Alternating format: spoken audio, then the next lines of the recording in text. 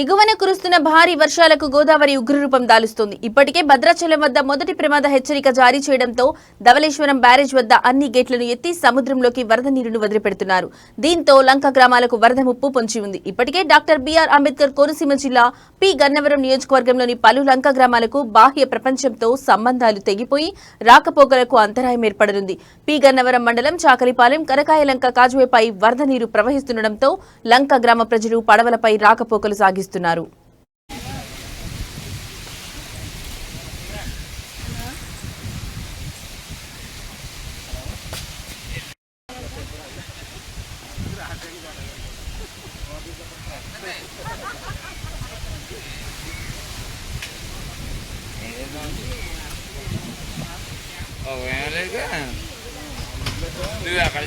నువ్వు ఎక్కడ ఎక్కడ